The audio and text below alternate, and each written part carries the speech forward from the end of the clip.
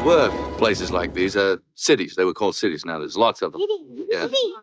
And they had the knowing of a lot of things. They had skyscrapers and videos, and they had Sonic. But then this happened. This Pocky Eclipse happened, and it's all finished. It just isn't there anymore. So you got to understand that this is home, and there's no Tomorrowland, and I ain't Captain Walker. Ciaran's on the laughing gas again. I don't know what it is. Okay. All right, guys, listen, let's get this out of the way. We're going to talk this piece of shit. Beyond Thunderdome. What a fall from fucking grace. I mean, oh my God. Oh, okay. Hey, everybody, welcome to Citizen Frame. We're going to talk Mad Max Beyond the Thunderdome, or I like to call it Mad Max Beyond this pile of shit. Mad Max Beyond Lord of the Flies meets Kindergarten Cop. Well, let's piggyback on Lord of the Flies there. So we talked about last podcast with the Road Warrior. Where the fuck was George Miller, right? There's no way he let this go. He did. George Miller sold out. Let's get this out of the way right now. This is the reason why he never revisited the franchise for a long time, and I'll probably get a lot of hate for this, but he sold himself out, and he sold his baby. He sold it out. Now, he co-directed, which he did co-direct, by the way, with George Ogilvy. George Ogilvy was more of a playwright and theater guy. A multi-award winning, good on him, but clearly, I'm sorry, he's not really a film director, I guess you could say. Or a Mad Max director. And George Miller, he should be ashamed where this went. And what really pissed me off in researching this, and this is what really pissed me off. We talked about this a lot on this podcast. We just talked about with Alien Romulus about how you always stick true to the source material when you're doing a sequel of some sort, okay? And what this man has done to his own fucking source material, which even pisses me off. This is actually based on another script that was about a bunch of lost children in the middle of this wasteland, and kind of like Lord of the Flies. And the hero comes from the dunes to bring them justice and to raise them and to help them. That's how this is not a Mad Max film. All right, this was just some crap. Throw your Mad Max character into this. Shame on you. That's quite the rant, Ciaran. But I sort of agree with a lot of it. I have to say, yeah, it is very disappointing. I watched this on video back in the day, like most of the films I watched, and it's by far the weakest of. It doesn't feel. There's so much of it does not feel like a Mad Max film. I mean, you compare this to the Road Warrior; it's day and night. Even the character of Max doesn't feel like Max here, and it's the stuff that this is Mad Max becoming mainstream. Apparently, George Miller was basically funded for this, or so that he could give away the rights to direct in Contact, which wasn't made until like the 1990s, like over 10 years later. But this is not. And not by Miller. It was made by Robert Zemeckis. Yes, he sold away. He originally had the rights to make it, but he sold off his rights. And part of the deal for Miller selling off his rights was that he would get Mad Max 2 and Mad Max 3 made. What happened in between? The plot has been completely lost. Yes, apparently that was his own story idea, like a Lord of the Flies type bunch of kids. It's not his story idea. Are you sure? That's my point. Right. Yeah. Well, anyway, no matter what happened in between, what we did get is a Mad Max goes mainstream, which it should never, ever do.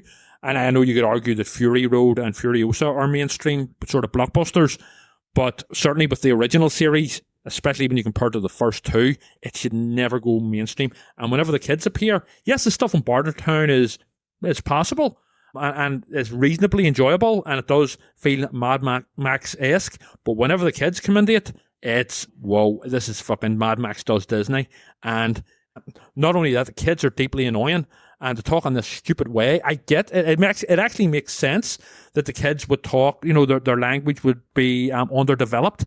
Actually, if you watch the very serious apocalyptic British film Threads, that's touched on there, and it's like deeply depressing, brilliant film. But so that does make sense. But the way they talk about Maryland and all this here, and it just grates on you big time. So there's my rant. Yeah, I'm checking something. Give me 2 seconds. Just keep recording now. Yeah, I know. All right, I read it wrong. I got to edit my rant a bit. Okay, that's okay. All right, I just had to double check it. He did write it. It was just another idea he had. Okay, well, you edit, yeah. Yeah, I'll fix it. It's not going out until next week anyway. No problem. No big deal. That's dead on. So I had my rant, basically. That's where we're picking off. So anyways, I always like to start off with, it wouldn't be a Mad Max film without these title characters. But, why do I care now?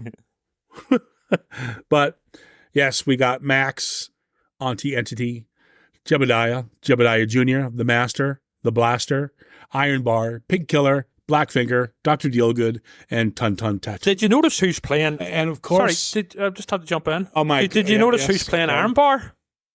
Don't care. Well, you should.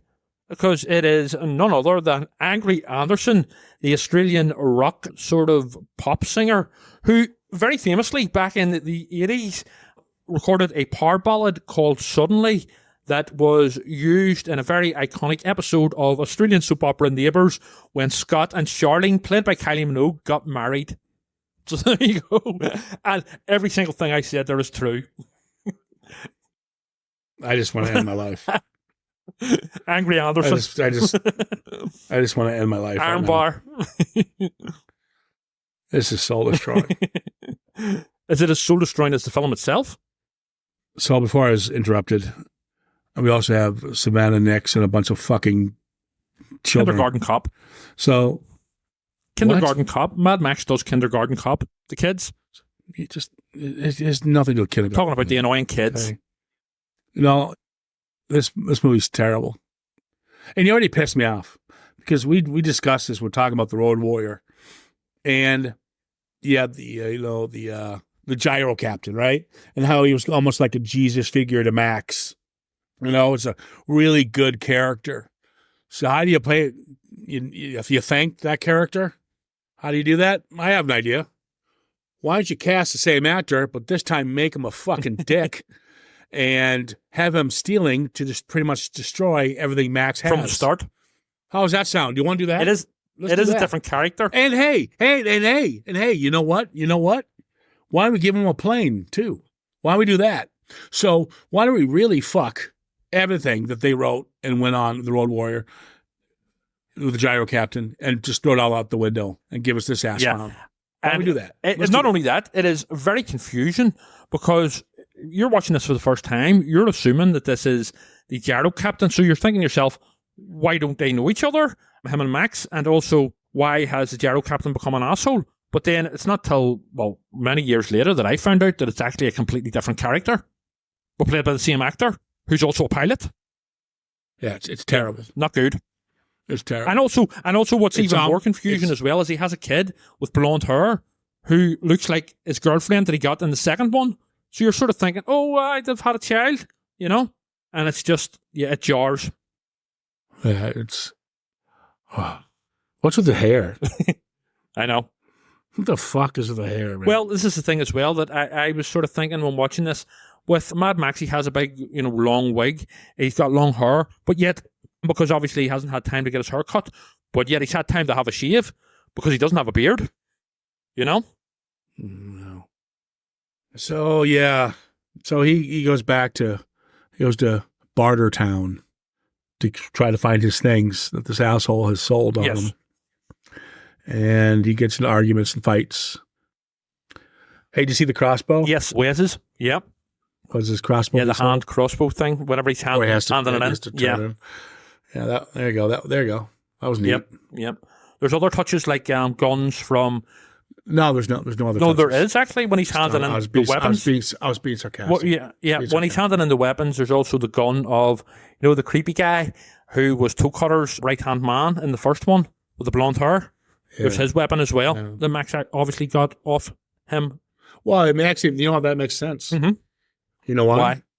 Because you're pretty much giving away all that's decent and left of the Mad Max series. They're handing it over. You might as well just hand it over. Here you go. Yeah, we're in different territory now. We're gonna go to a PG-13 Tina Turner video instead. Yep. And there's even a saxophone It's reference terrible. up in her boudoir. Let's talk about the casting of Tina. First of all, let's get this straight. We don't need another hero. I actually like Private Dancer. I like Tina Turner, period. This was made because she was making a huge comeback at this time after going through all the shit she did with her fucking piece of shit ex. Ike Turner. And yeah, what he did to her and all. So she was making a huge comeback. And I nothing but I respect that.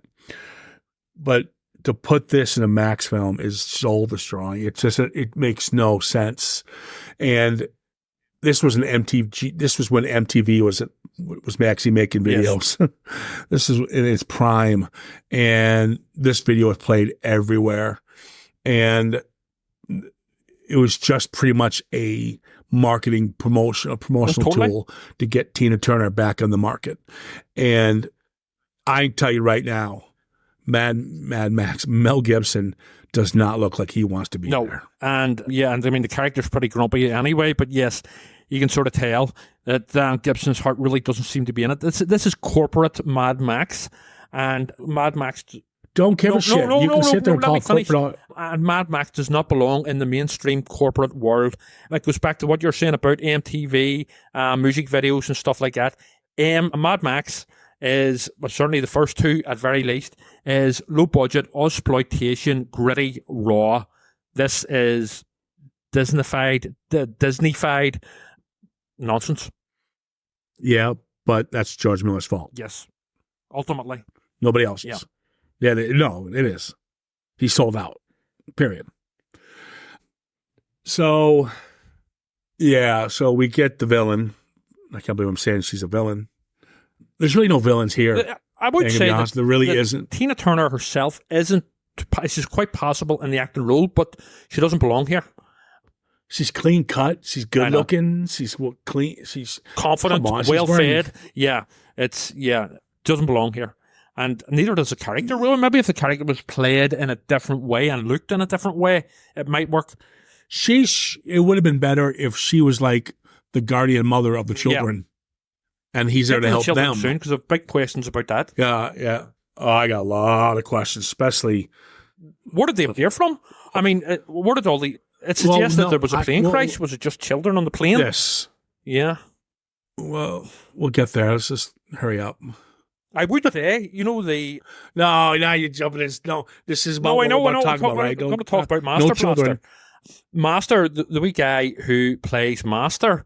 is actually one of the actors from Freaks. Freaks. The highly controversial Todd Browning 1932 horror film that ended Todd Browning's career.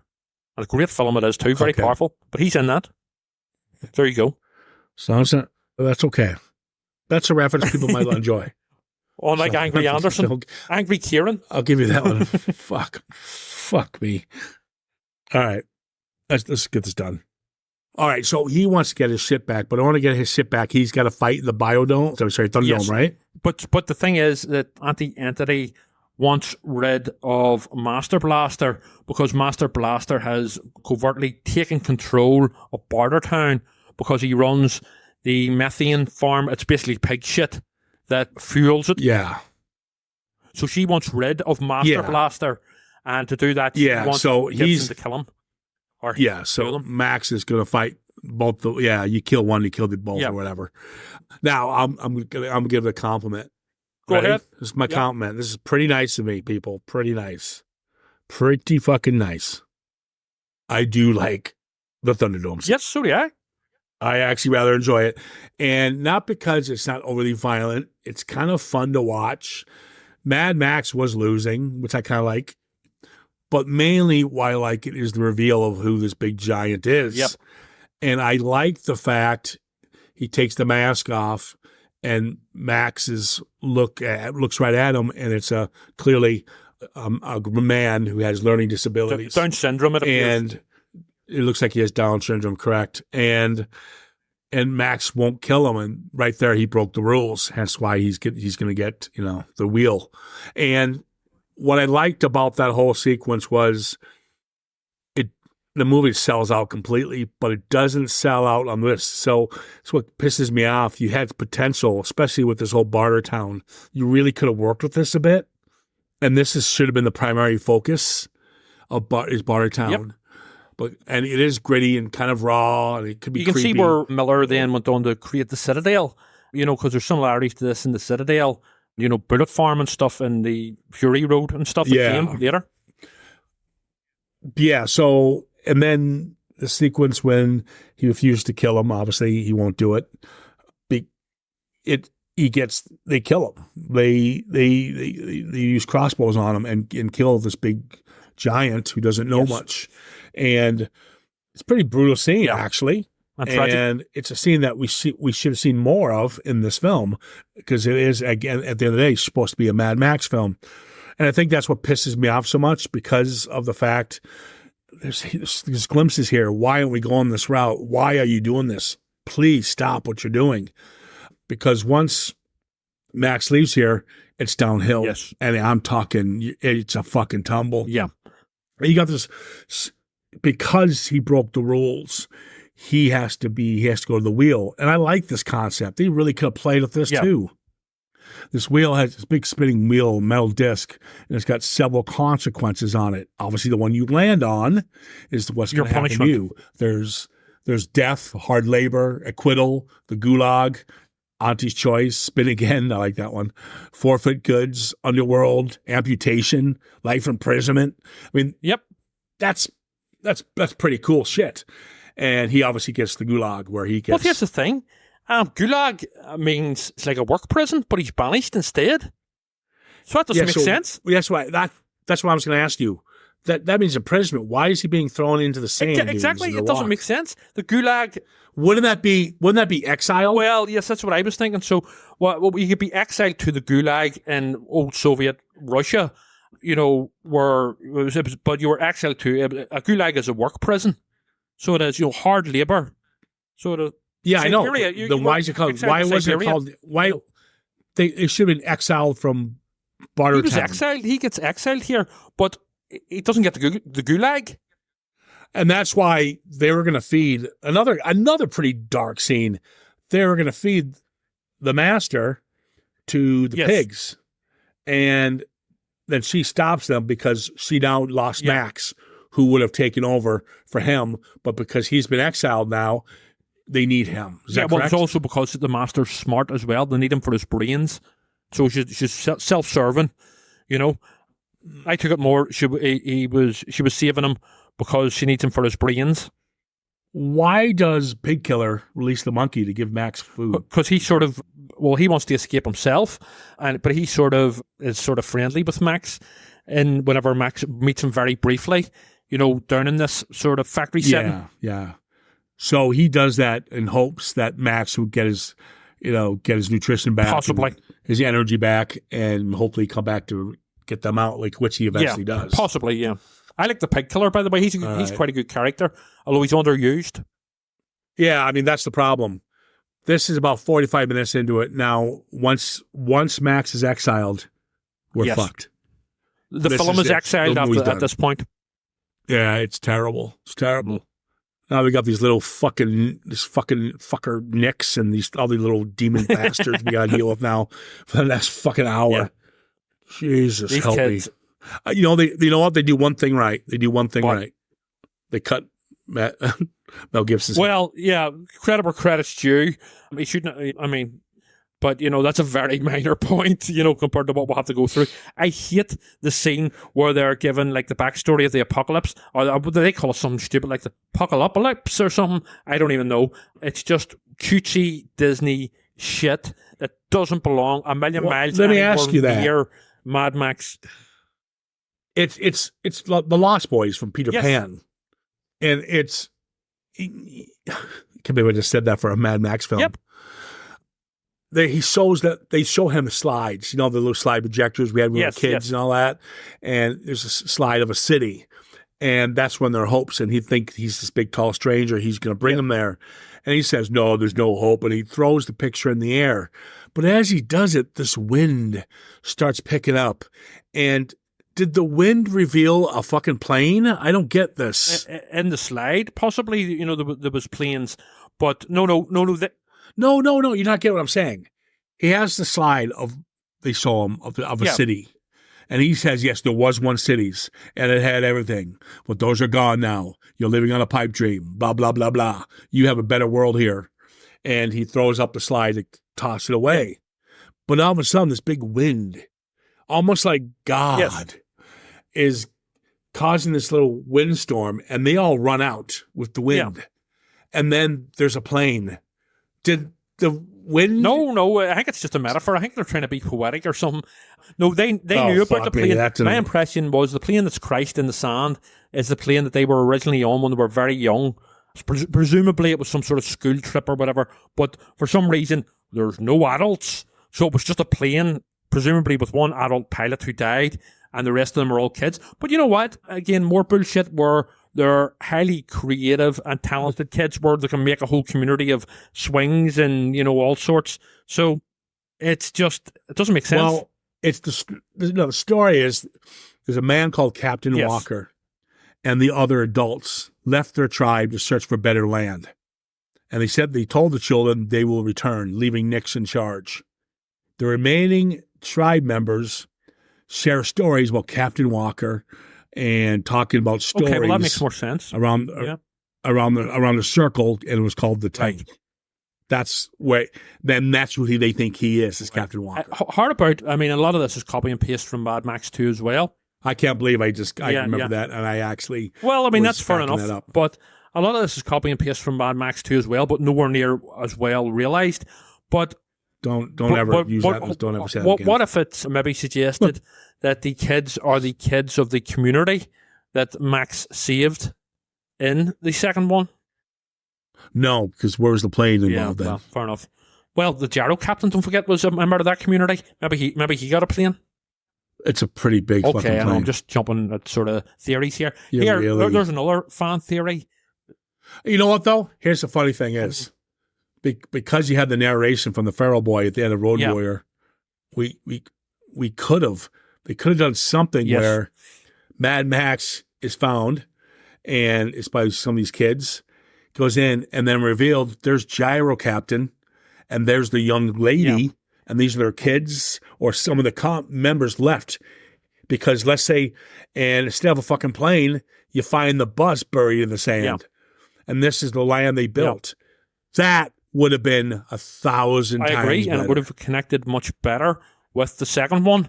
And because this doesn't connect at all. No, this is just random. He pawns off. He has to turn over a couple weapons that some of the baddies had in the last couple. That's how it's relatable to the Max movies. That's it, really.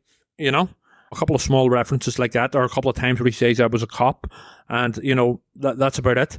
This feels like a different entity altogether, anti-entity actually altogether from the previous two.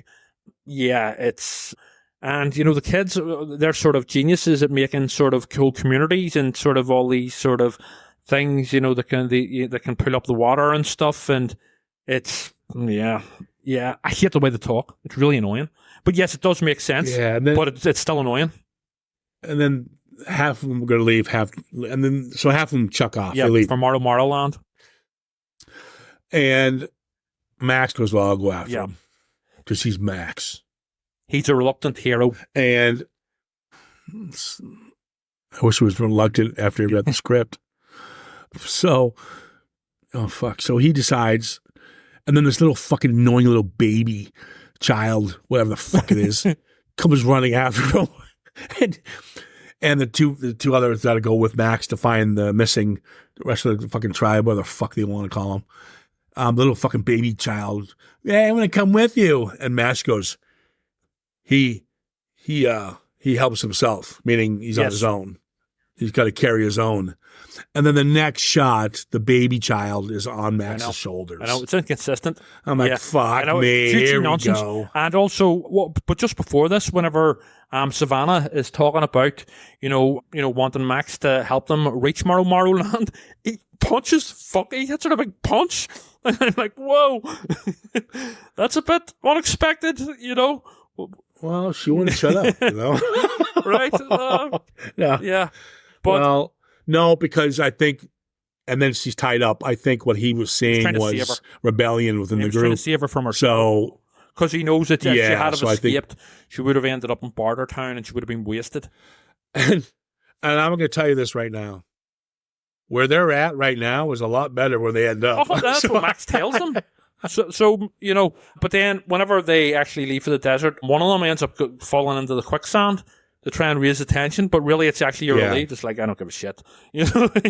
No, I was like, oh, please get the Yeah. rest of them. Please, whoever's underneath the sand. Yeah. I was hoping Boba Fett would get spat out Yeah, exactly. The Sarlacc pit. and start Yeah, start killing them. That would have been cool. Give us Boba Fett. That would have been neat. yeah. So then they go to Bartertown. Oh my God. So everything you built with Bartertown, you kind of had some fun characters. We talked about Pig Killer there, and I like the guy who did the, it is what it is. We'll take it. We'll take it. Yeah. You know, but it's just like, Gastown. Everything else will be introduced. I like the to, host of Thunderdome himself. You know, the guy who's introducing them. So, Yeah. But here's the problem now. Not only do you fuck us once or fuck us twice, you're going to ram it hard right up our asses with this part. And fuckers. So you built a Bartertown. And you got, sleazy pig shit, and you got just dirt and grime, and yada, yada. You sold it to us. You got the Thunderdome. Like, okay, I'll go with it, right? For the little time we had there. Well, you just fucked us by turning Bartertown into Mad Max meets the fucking Goonies. That's 100% what I was thinking. Now, that is not an insult to Mad Max or the Goonies. Those are fucking great films, as we know. But this is soul destroying. When they're playing in the slides and they're and they're it's cringeworthy. It's humiliating. And the first thing I thought to myself was Mad Max does the Goonies, is especially with the slide nonsense. And then you've got that one of the kids, the wee boy who's wearing all the war paint for some reason. Yeah, and he's like smiling whenever he's, like thwarted a bad guy, like Angry Anderson. And it's just, please stop this. This is painful. You would have sold me. You would have had me back if you chucked that little fucker into the pigs. Well, it would have felt more like a Mad Max film. Yes. There's no peril in this film. There it is. That's perfect. There's no peril. Well, there's attempts at it, but it doesn't work. It's not pulled off. Well, they get away so easily. Yeah. I mean, Jesus, even Tina Turner's like, all right. Yeah, they have the opportunity to kill him at the end. And yes, they go down the route of, yes, she respects him, the Raggedy Man. And it's just, the direction here is flat. And that's the problem. Oh. It's very flat. And coupled with all this, cutesy kid stuff, it doesn't belong in a Mad Max film. This is like the antithesis of what a Mad Max film should be, all this stuff in it. Yes, the Bartertown stuff is enjoyable. I'll run with it. You know what I mean? Because it still feels like it's in that world. But once you leave Bartertown the first time, it's downhill fast. That's my point. You bring us back a second time, which I'll go, right, we're back here. Cool. Then you fucked us. Now, not only did you fuck us once, fuck us twice, fuck us 3 times later, you fuck us again. You finally give us the chase scene. Okay. You bring us back to Bartertown. We're excited. No, we get the Goonies. You motherfuckers. Okay. They escape on a train. Oh, all right. Color me impressed. I'm up for this. All right. Cars coming, chasing. He's got to stop him from getting to the train. Yep. You get me. I'm like, all right. The Mad Max chase scene. We'll get at least a Mad Max chase scene, right? Blow torches and crossbows and guns. It's all over the place. Nope. We don't. They replace those weapons, and I'm not kidding, people, with fucking pots and pans. It's basically slapstick humor for children. It's like it's watching Frickin' Bob. Buster Keaton. It's like Buster Keaton or the Keystone Cops. Or Vic and Bob in British comedy, where it's people getting beat over the head with, or basically even like old cartoons, like Tom and Jerry. People getting beat over the head. Yeah, it's soul destroying. With frying pans, and then you got the baddie guy, and they're going to do the same thing they do all Mad Max films, head-on collision, right? So you got this fucking idiot who's lying on the cow catcher, Poundland Gyro Captain, and he gets, and they collide, and it's a beautiful explosion. Actually, it's a nice collision. You can see all the parts flying, and yet the fucker's still alive. He's just kind of browned because he got a little burn from the explosion. That's Angry Anderson for you. This is just it's bad. This is bad. Yeah. And also, just by chance, they bump into Poundland Gyro Captain and his son again. And so then they fly off and they get to... Now, you know what I did like? I must admit. See the very final shots where they end up in Sydney. You see the Sydney Opera House, but it's post-apocalyptic. You know what I mean? There's all the radiation in the air and stuff. I thought that they're very well-realised shots. But yeah, I mean, we're clutching at straws here compared to what we've just seen. So I don't understand. They're in a city that's empty. I don't know where they're getting their water from. Where did they get had fuel more from resources. For the plane? It's a tiny plane to get to Sydney. Well, I like to explain how they got that many people in the plane in the first place. But I don't understand why they would go there. There's nothing there. They had more resources. I know. In their little island. Because they're fucking idiots. And that's why. And even, I was going to say Mel Gibson, Mad Max tells them this. You've got everything you need here. But they want to go. But there is a suggestion at the very, very end, whenever she's giving her wee speech and she has a new child and stuff, that they're going to rebuild society. But they never saw Max again. Exactly the same as Mad Max 2, but nowhere near as good. So, yeah, that's what I was going to ask you, because it cuts back to the city and they're watching, I don't know what the fuck they're doing. And they all have kids. Yeah. So they're all just sitting there fucking? Well, I don't know. I mean, no, they all are because kids. They multiply. No. I mean, these fuckers are rabbits. Because there's like fucking all these demon spawns all over the place. There are leaps in logic here. But the only one who was pregnant was Savannah, even though Max punches her in the fucking face while she's pregnant. But no, they've got a handful of kids. She's popping them out pretty good. I don't know. And here's what I don't get. I wonder what time they're on now. Because when they show us, she's got like a little fucking screaming demon baby there, around 8 months, we'll say. Plus, there's like 12 of them. So I was just curious. Forward. Who's he? But who's he sleeping? I mean, the older guy. Because the older guy. No, not all of them are. What about the older guy who was like? Oh, he's a moron. He's basically like Peter Andre or some sort of Australian male model. You know what I mean? But him, there's basically two older. I would imagine Savannah and this dipshit, who I would imagine are about like 19 or 20, but the rest of them are all like primary school. But that's another thing. You know what I mean? It's like they're obviously precocious little. They don't look like they're surviving in a post-apocalyptic world. They look like they've just jumped in through the Disney Channel through one of their shitty programs. With Britney Spears presumably, or Christina Aguilera back then. It reeks of non-authenticity. It's dedicated, sadly, to Brian Kennedy. Yeah, he passed. George Miller's right-hand man, producer for the last two. He died in a helicopter crash back in '83. And, it's nice to see his name, at least. Yeah. Being recognized and not forgotten. But it's sad it comes after this train wreck of a film. I have nothing really much to add.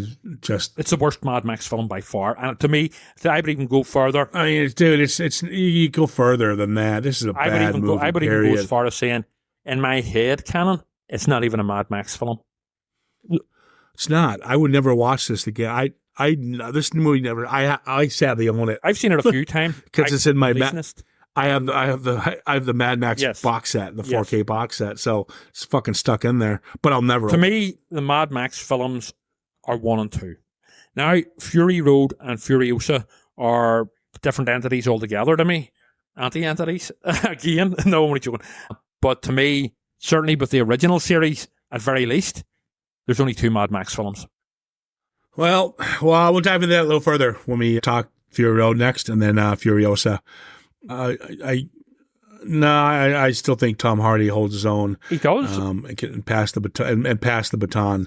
So we'll get into that when we talk to Fury Road. Yeah, we'll argue about that. No big deal. We're gonna end this one just because my soul is destroyed, and yeah, that's about it. That's all, folks. All right, guys, listen. Give us a shout. It's this Fave_podcast on Instagram and, of course, Facebook.